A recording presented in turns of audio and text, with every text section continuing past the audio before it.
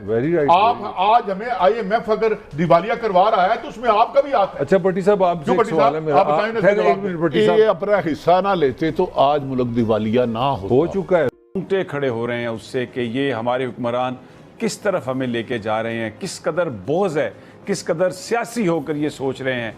और जो अचीवमेंट्स थी पिछली हुकूमत की, जिस तरीके से जो पाकिस्तान के अंदर जो GDP थी ग्रोथ वो जैसे हुई, और जिस तरह इकनॉमिक सर्वे ऑफ पाकिस्तान में उसका जिक्र था, लेकिन हुक्मरानों ने जिस बोझ के साथ उसका जिक्र किया, और अभी आने वाले वक्तों में क्या होगा। दोस्तों, मैं मिंदर शर्मा स्वागत करता हूं वन वर्ल्ड हिंदी में आपका। उम्मीद करता हूं आप खुश और स्वस्थ है। दोस्तों जैसा कि आपको पता है, पाकिस्तान दिन ब दिन इकोनॉमिक स्थिति से निचले स्तर पे जाता हुआ नजर आ रहा है, क्योंकि कहीं ना कहीं पाकिस्तान में पैसे हो चुके हैं खत्म, और हुक्मरानों के बस का नहीं है कि पाकिस्तान को सही से चलाया जा सके।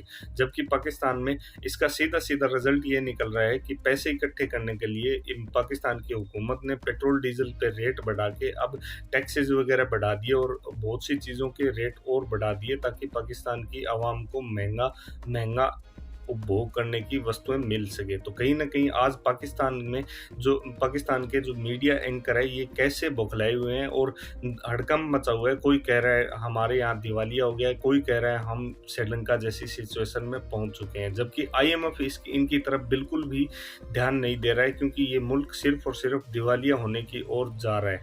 IMF का जो प्रोग्राम है वो भी सितंबर तक है, ये पाकिस्तानी मीडिया खुद कह रही है, जबकि अभी तक जून जुलाई के आसपास का समय निकल चुका है। तो इनके पास अभी तक पैसे है ही नहीं जिससे मुल्क चलाया जा सके, और ये दिवालिया मुल्क हो चुका है। तो दोस्तों देखिए डिबेट और कमेंट में अपनी प्रतिक्रिया जरूर दें। लास्ट में आपसे रिक्वेस्ट करूंगा, चैनल पर नए हैं तो चैनल को सबसे पहले सब्सक्राइब करें, लाइक शेयर कमेंट जरूर करें। दोस्तों जय हिंद, वंदे मातरम, भारत माता की जय। दोस्तों पाकिस्तान को बचा रहे हैं, पाकिस्तान बात किया मुबारक होए भट्टी साहब, 60 रुपए, और पाकिस्तान को बचाने की जरूरत पड़ी तो हम 310 अच्छा, भी कर सकते पहले हैं आपने और 260 भी कर सकते हैं। इमरान खान के दौर में कह रहे थे आपने स्टेट बैंक की पाकिस्तान का इज्जत बेच दी, वकार बेच दिया, IMF के पास निजी रख दिया। अब IMF के आगे लेट के गिड़गिड़ा के रो रहे हैं, नाक से लकीरें निकाल रहे हैं कि पेट्रोल आप 150 से 310 पे करने चले हैं। ये बचाया पाकिस्तान आपने? काजी साहब, खुदा का खौफ करो, आपने पाकिस्तान की आवाम को जिंदा द्रोह किया। वजीर खजाना कह रहे हैं पावर सेक्टर को नहीं सुधारा तो ये मुल्क की मईशत को ले डूबेगा। इन्हीं के वजीर ख्वाजा साहब फरमाते थे बिजली नहीं बन रही, ये दिन दहाड़े डाका हो रहा है।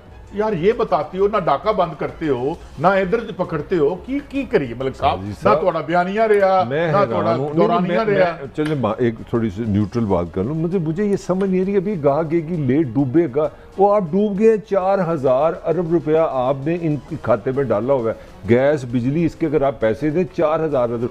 देखिए सिंपल सी बात है, खरीदना आपने बिजली किस में है? डॉलर में, और आपने किन पाकिस्तानी को बेचनी है जो 210 रुपए का डॉलर है। आप मुझे बिजली डॉलर में बना के डॉलर में मेरे से पैसे ले रहे हैं। दुनिया में इससे बड़ा कुछ जुल्म हो सकता है? मुझे इसका power sector distortion cost Pakistan ये डूब चुका है, ये खत्म हो गई है, बस इट इज ओवर। ये वही भट्टी साहब जो मैंने आपको भट्टी साहब सुनिए कि एक साल में 18 अरब डॉलर का नुकसान करता है हमारा बिजली का सेक्टर, और सॉरी आपकी बात के लिए ये हमारे नाक निकलवा रहे हैं और अवाम पाकिस्तान को बचा रहे हैं। 18 अरब डॉलर नुकसान करता है तो आम आदमी जिसकी माँ बीमार हो जाए, पैनाडाल नहीं मिलती मेडे अस्पताल से, काजी साहब किन वैशी दरिंदों के आगे इस कौम को फेंक दिया है? खुदा के लिए इस कौम पे रहम करो। इसका मतलब ये है कि कैसे दो चीज़ें, अगर हम इसको इंसानों की तरह अक्ल के साथ चलें ना, 12-15 बिलियन डॉलर हम बचा सकते हैं। आपने 18 बिलियन डॉलर की बात की, आपको पता है कि IMF से डील चल रही है, उन्होंने सिर्फ 1 बिलियन डॉलर आपको जुलाई में देना, ये वादा है। जब 1 बिलियन डॉलर मिलेगा तो उधार मिलेगा तो हमारे सांस चल जाएंगे। 1 बिलियन डॉलर के लिए आपने दुनिया की 5वीं बड़ी पॉपुलेशन को दिमागी मरीज बना दिया।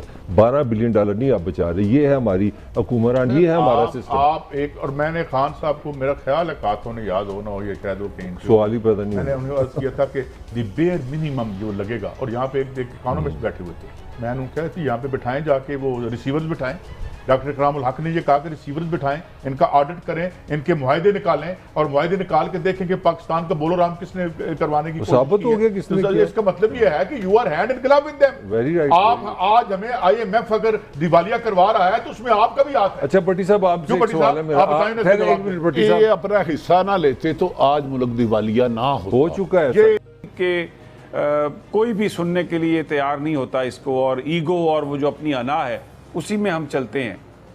तो खुदा ना खास्ता हमारा जो दुश्मन है वो तो इससे बहुत फायदा नहीं उठा लेगा डॉक्टर साहब। ऑफ कोर्स इसमें तो दो ओपिनियन तो होना नहीं चाहिए। सबसे पहले एक और चीज़ भी आपको बता दूं कि ये जो मौजूदा IMF का प्रोग्राम है ये सितंबर में ख़त्म हो रहा है, ठीक है? तो चीज़ों को मज़ीद ख़राब किया जाएगा। ये मेरे अल्फाज को नोट कर लें, मेरे अल्फाज को नोट करें।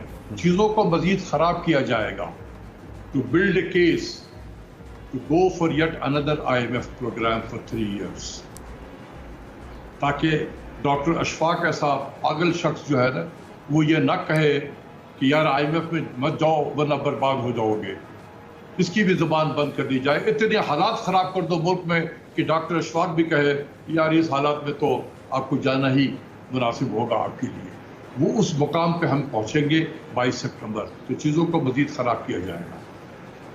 दूसरी चीज़ ये है कि जितना हम देर करेंगे ना इस पॉलिटिकल क्राइसिस से निकलने में, जितनी भी देर करेंगे। एक और चीज़ मैं आपको बता दूं, पाकिस्तान में बहुत सारे इलेक्शन होते हैं और हम जैसे डेवलपिंग कंट्रीज में थोड़ा बहुत ऊंच नीच होता रहता है, लोग आंखें बंद कर लेते हैं।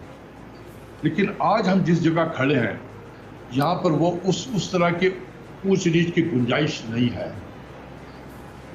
अगर कोई मतलब ये है कि ऐसा ना हो कि ये पॉलिटिकल पोलराइजेशन जो है ये कंटिन्यू कर जाए, फिर तो मकसद ये इलेक्शन का फौत हो जाता है। क्योंकि हम इलेक्शन की मैं इसलिए बात कर रहा हूं कि ये सियासी जो अनसर्टन सिचुएशन है, ये पोलराइजेशन हुई है, ये ख़त्म हो, मैं इसके लिए कह रहा हूं। लेकिन अगर कुछ हमने हैंकी पैंकी की जो हमारी आदत है और बड़े खुल की तो आप यकीन करें कि ये जो पोलराइजेशन है ये फर्दर डीपन होता चला जाएगा। तो जो भी हुकूमत आएगी उस वक्त में वो हुक्मरानी फिर नहीं कर सकेगी, उस माहौल में नहीं कर सकेगी। तो क्या होगा? पाकिस्तान की मईशत को नुकसान होगा।